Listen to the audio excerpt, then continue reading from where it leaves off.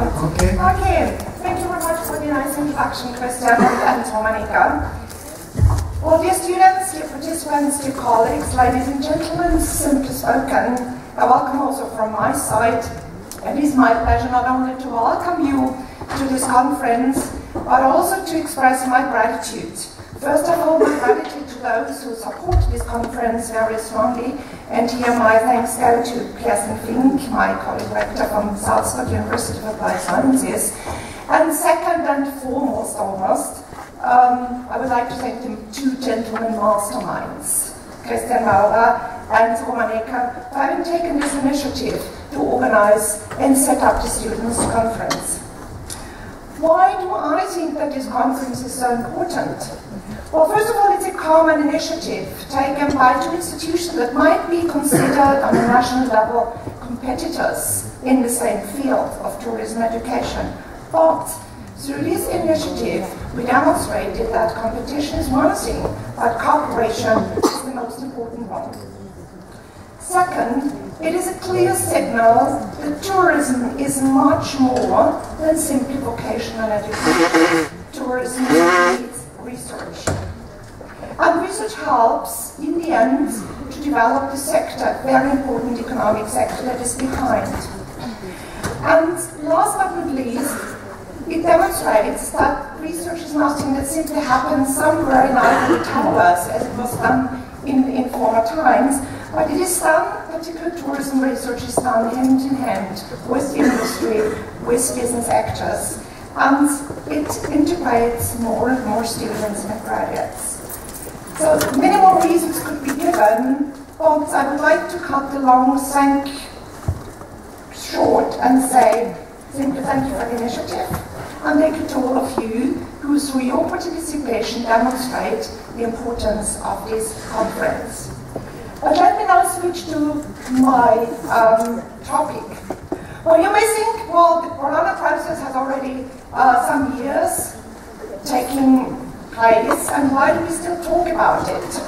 Well, the reason simply is that many things have happened in between the beginning of the process and today.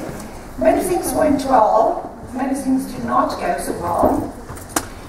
There is one common ground for everything that does not go well. Everything is almost automatically attributed to the Bologna process. So this is something I would like to wipe out a little bit by giving you the reasons for the process, the grounds and backgrounds. Also speak once again about the key issues and goals of this process, and show you how this process and the key issues and goals of the Bologna process actually impact on tourism education and interact with tourism education in general. And then, of course, I would like to come to a short conclusion. Everything started in Bologna already many, many years ago in 1998. And why Bologna? Since there are some of you who are not Europeans and may not be so familiar with European history, the University of Bologna is said to be the oldest university. Its roots actually date back to 1088.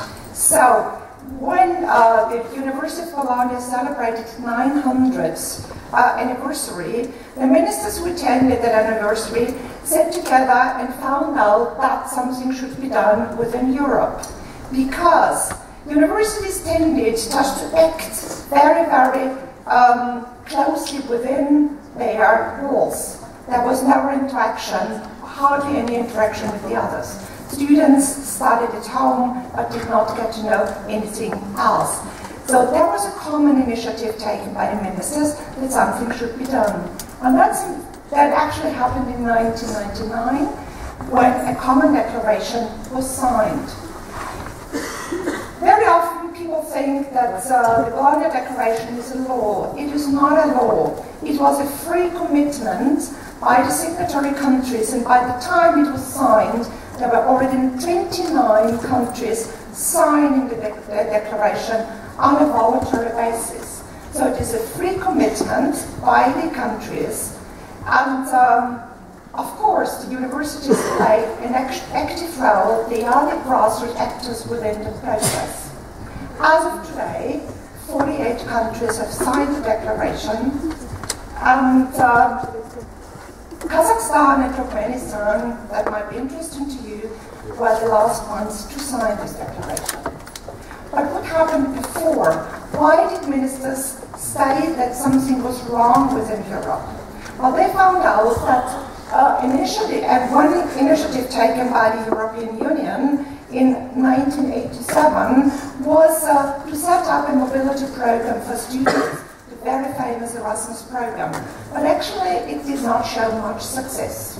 There was either a lacking willingness of higher education institutions or a lacking knowledge of higher education institutions to recognize what students had studied at another institution.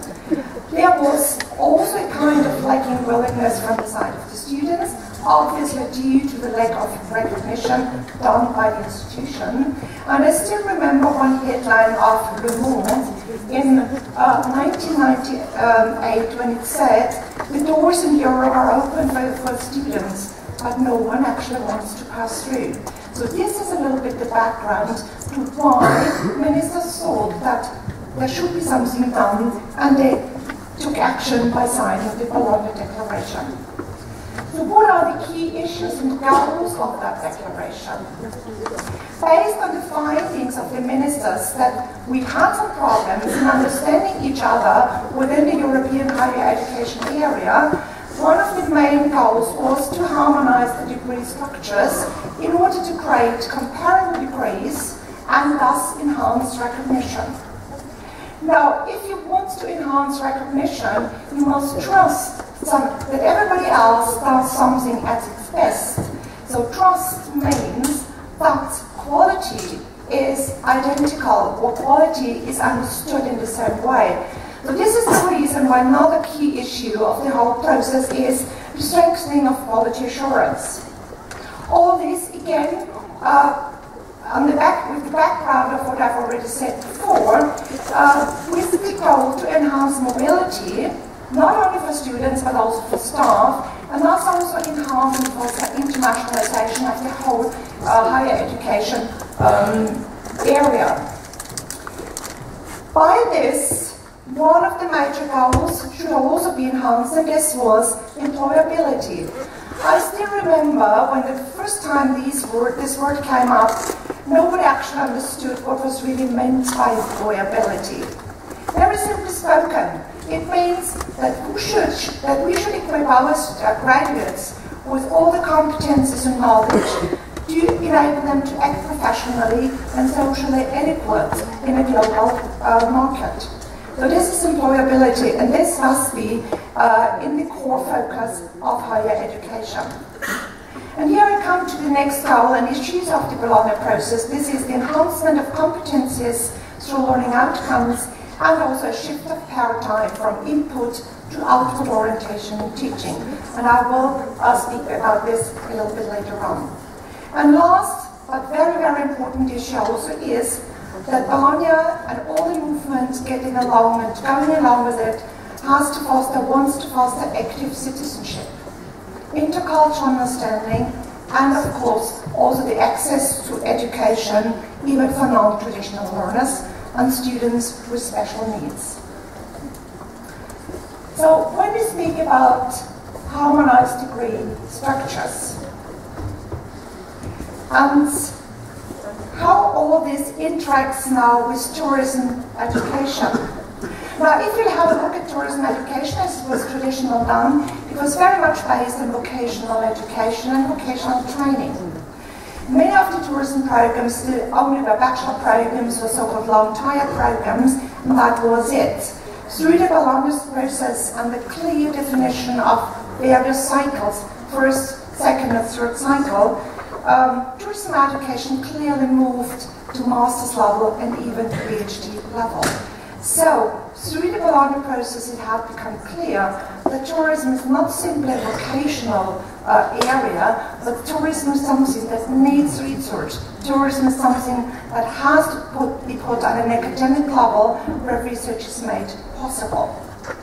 Even though the bachelor degree still gears to the industry, making graduates fit for the job market, it is clear that they do not only need professional competencies, but also academic knowledge.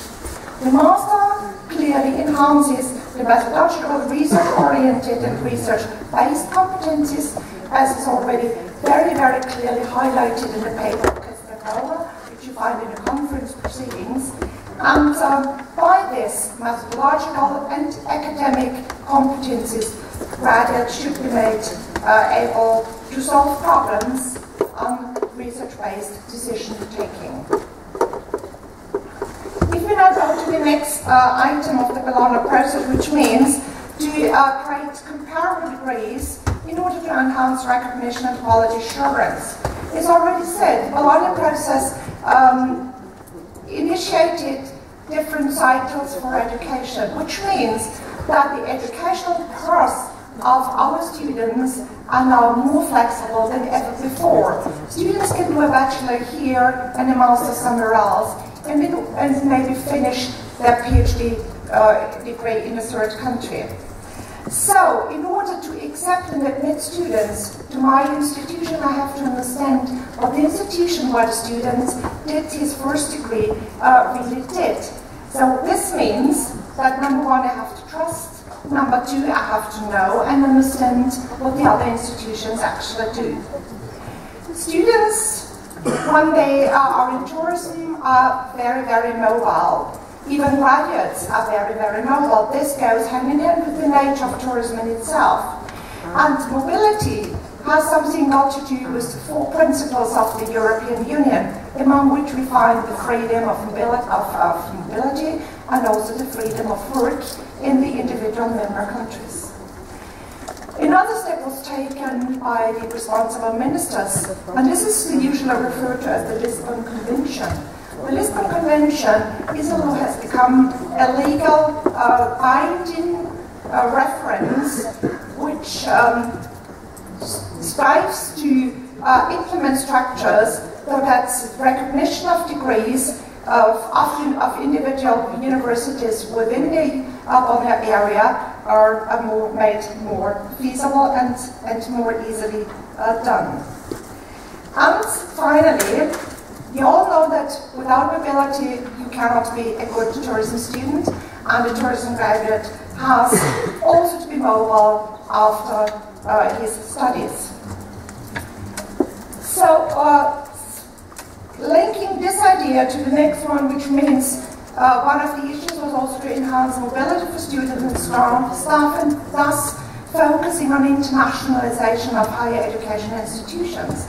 This actually meant that many institutions sat down and had a close look at their curricula and asked the question if they had thought of integrating mobility options for their students. So this is one of the outcomes, of the direct outcomes of the process, that now you hardly find any curriculum that does not include mobility options, be they as study options or work options.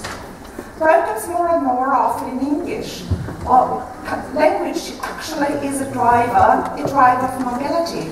And many tourism programs also started to include more languages than just English. English has become the lingua franca, that's true. But in order to understand the needs of your future customers in tourism, you also have to understand their language. So language learning has also become one of the key issues in internationalization of the higher education sector. Recruitment of international students and staff is essential to make internationalization also something living in your institution, and also the inclusion of international aspects in teaching. Cooperation, not only in research, but also in projects across the countries and across the frontiers has become very important. And all this ends in the end to understand intercultural understanding. So one of the key sentences is definitely that an international mindset that is created through the education, be it at a bachelor or a master's level, is crucial for every tourism graduate in order to be then adequately educated for his future career. Being adequately educated for the future career takes me to one of the issues, which is employability. And here I would like to show you the statement of Antonio Basilio, who is the European Commissioner for Education. When the European Union sat together to create and to work out the strategy 2020 for the European Union, employability of the young generation was one of the key issues. Based on the conviction that education is definitely a powerful driver for the economic growth of any country, and that education is the door opener when it comes for seeking opportunities for our young generation. This means that the task and responsibility of higher education institutions clearly is to equip our students with the knowledge and the competencies that help them to develop the potential for their personal development.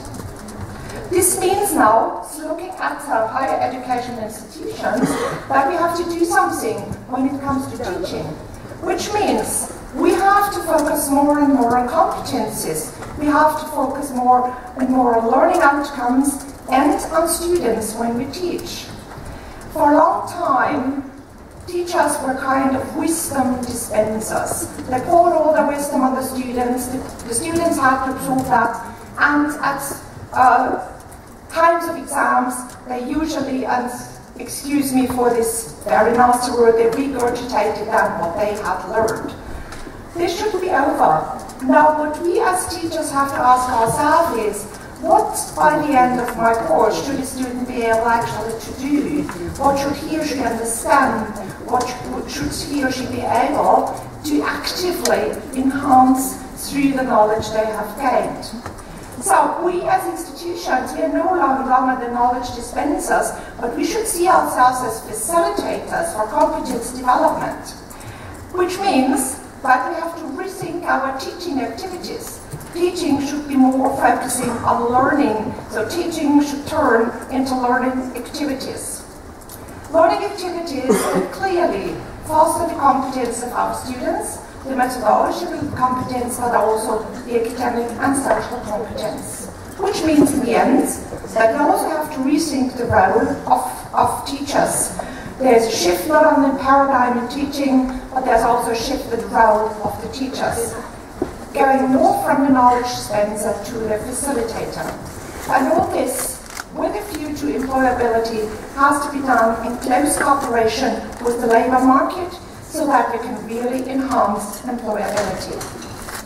The last point, which is an essential one within the Bologna process and has definitely direct impact on tourism education, is the idea about active citizenship, about intercultural understanding and access to education, even for non-traditional learners.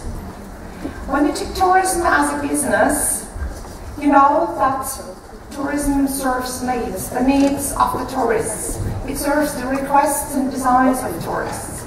But very often, at least in the past, tourist needs and desires are not quite in line with the ideas of sustainable and ethical development.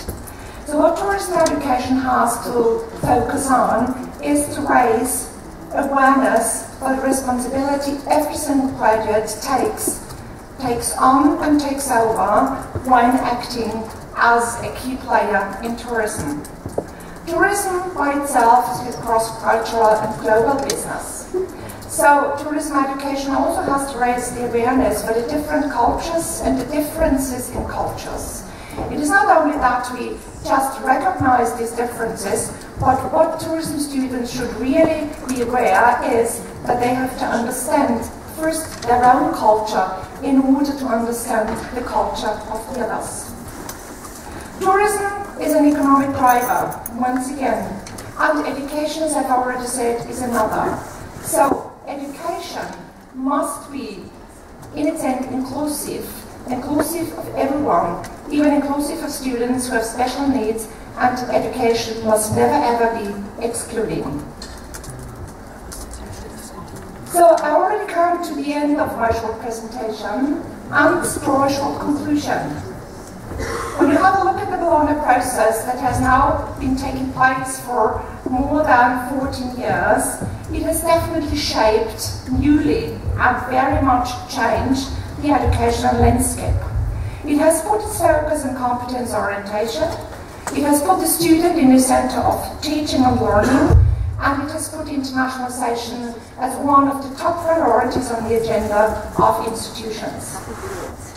Both the structure, the new structure that was implemented and initiated by the process, and the key factors finally helped the graduates to develop their competencies, their key competencies, in order to function well, both professionally and socially, but also emotionally, in an international, in a more and more growing global and intercultural diverse environment.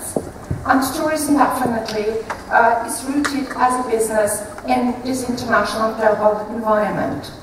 So all this has been brought about by the Bologna process. And I think even if critics say that there were many things that they do not understand that have been brought about by the Bologna process, I'm still convinced that it did a good thing, played an active role in making education, particularly tourism education, more international, more open, and more aware of what tourism really has to do in the end. Thank you very much for your attention, and let me also express my gratitude once again for attending this conference and wishing you a wonderful day and a positive outcome of this conference. Thank you.